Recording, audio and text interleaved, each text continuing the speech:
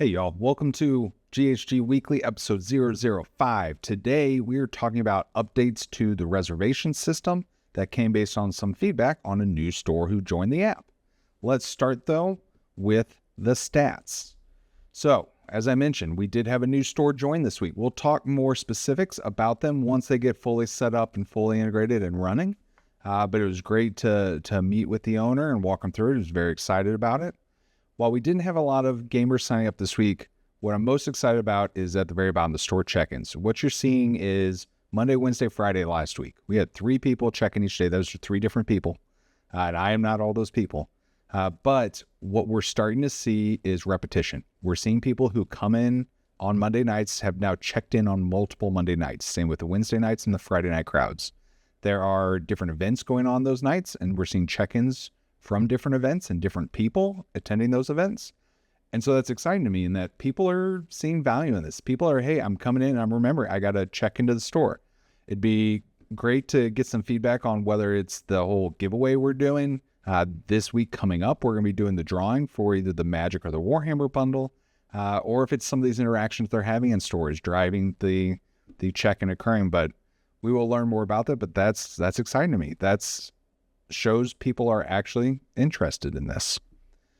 So let's jump over to reservations. When we originally launched reservations, we had it where you would enable it, and then you would be able to set your look ahead on how far out did you want people to be able to set reservations for standard and or for matchmaking when enabled. What we didn't have those, and it came up in this conversation with actually 2 different folks, is in putting a buffer in the reservations. So if someone does a reservation from 3 to 5, don't let something else book right at 5. The next available reservation shouldn't be until 5:30. That's come up from a couple places now that, especially when you're playing some of these war games that take 4 hours or so, you don't necessarily want to be running people back to back on the tables in terms of providing a good customer experience or gamer experience in your store. Some people do want to do that. Some people want to keep it very strict on, hey, 2 hours, you got to get out. But others want to have it a little looser. So we've added this ability to turn on a buffer, which will add a 30-minute buffer before and after a reservation is set up. The reason we did 30 minutes is because right now our app, everything runs on 30-minute increments. You can't make a reservation for 11:15. You can make a reservation for 11 or 11:30. So 30 minutes was a natural piece to it. We haven't also gotten a lot of negative feedback around just doing the 30-minute markers. Adding the 15 seems almost like too much flexibility. Just keep it simple. It's reservations are either on the hour or on the half hour.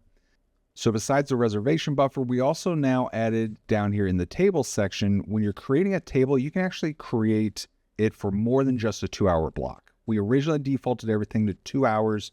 The thought being, if you wanted more time, you just create another reservation. But the scenario that came up was we have stores who are setting different pricing per hours that a table is getting rented. So let's say we've got table 11. This is going to be another private room, and we are going to have it be a rectangle. Now for 2 hours, it may be $10, and then it's only an extra $5 per hour after that. So this was a scenario that's come up in a couple conversations. And let's say they want to max out at 6 hours, but they could set up a table in this way where it has variable pricing. Now we are going to allow board games. We are going to allow collectible card games. Let's say it's not big enough for war games, but it's big enough for role-playing games. And we'll leave the default seats on it for now. So if we go into the app and look at what does this experience look like, when I come over to my menu page and I go into a store, all right, if the store has reservations enabled, this button's available, make a reservation. I can now come in here, I can select a date. So let's go out to next Sunday, select a time, and then select a game. So let's say we're going to play some Magic. It now shows all of the tables available where, again, we selected collectible card games can be played. And so right here we see this new one, a private room table 11. I said I'm starting at 6. It's available till 9 because my store closes at 9. And so it shows I've got a 2-hour and a 3-hour option available. If I click into it, you can see right there, it's a 2-hour for 10, 3-hour for 15. If we move this forward, let's move it forward to 2. you can see it's available till 8 because I have 2 through 6 hour options available because I didn't set up 7 or 8. So the max it'll let someone go is for 6 hours. So I can click in there and you can see the rates per hour choices. So if we select that, I now have the ability to add notes. I have the ability to add other folks, and I can press reserve. Now here on my events page, my personalized calendar, you can see I've got a couple other things going on, but I have my reservation here now called out.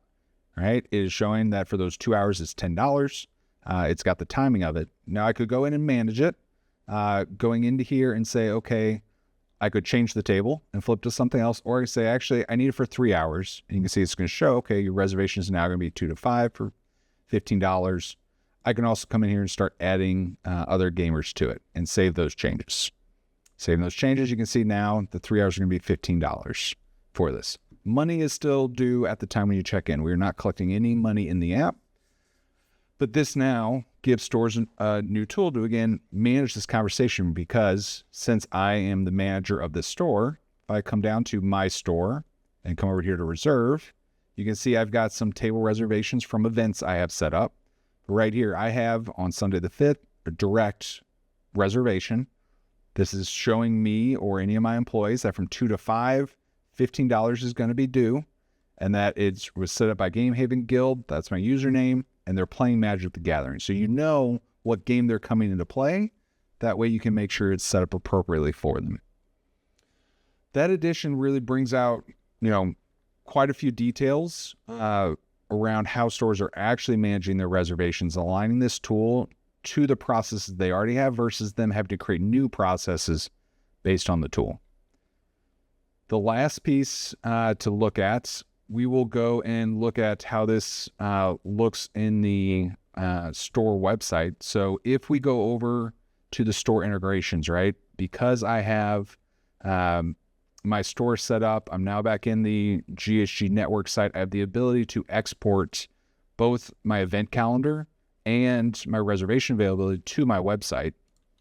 And it would essentially look like this.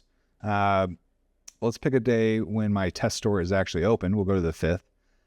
This would show up on the website of a game store, showing you could click a day to see what is the availability of rooms, and it would show you if any reservations were there, what is or isn't available.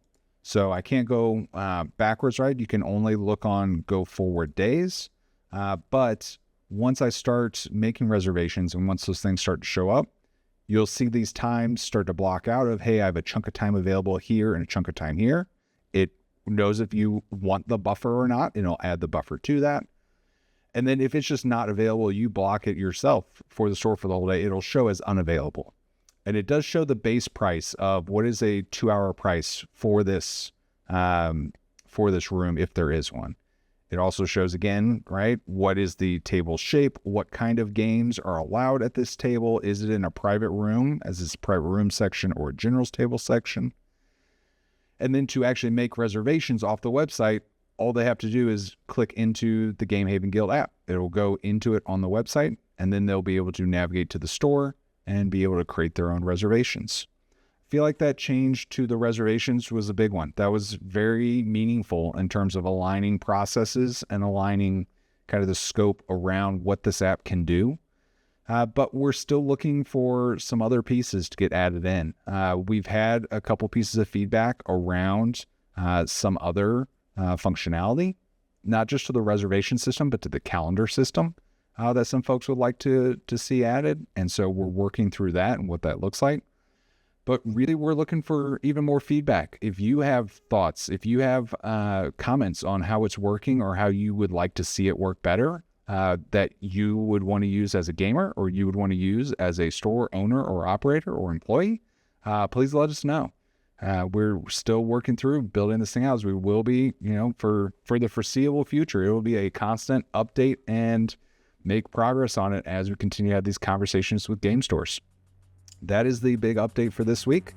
Thank you very much for listening in, and I am looking forward to hearing from you what your thoughts are. Thanks.